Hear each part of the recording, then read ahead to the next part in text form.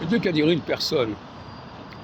Il y a des gens qui font des choses qui sont intéressantes, mais il faut les faire à millions d'exemplaires.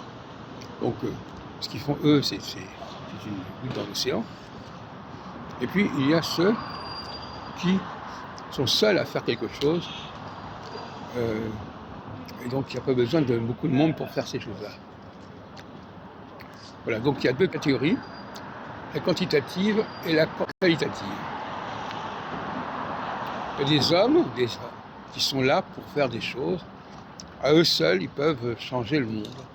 Ils peuvent sauver le monde. Et d'autres qui, à leur petite échelle, tout seuls, ils ne peuvent rien faire. Ils ne peuvent faire quelque chose que dans l'union des nombres, comme la grève, etc., comme la révolution. J'avais fait en 1994 un petit ouvrage qui s'appelait La souris selon Saturne, qui avait montré qu'en réalité, les grands mouvements populaires, révolutionnaires, ne correspondaient pas à 0 degré Bélier, mais à Saturne en Poisson. Ce qui ressort des statistiques que j'avais faites à l'époque. C'est totalement différent. Parce que le passage du Poisson au Bélier, c'est un passage complètement majeur et radical. Comme je montrais tout à l'heure dans une autre vidéo, on est passé des Gémeaux au Cancer pour la fin de l'extermination des Juifs.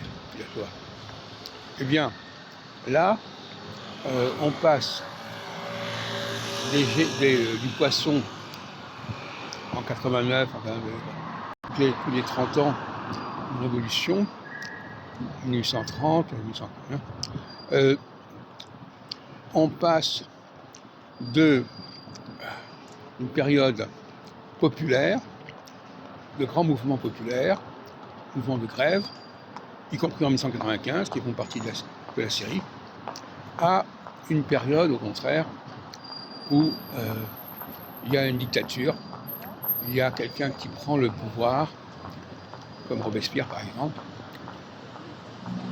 Donc là aussi, il y a un contraste majeur entre le Poisson et le Bélier, et entre le Gémeaux et le Cancer, etc., etc. Ce sont, entre le Gémeaux et le Cancer, il y a le passage de l'axe solsticial, et entre le Poisson et le Bélier, il y a le passage de Saturne sur l'axe équinoxial, entre autres.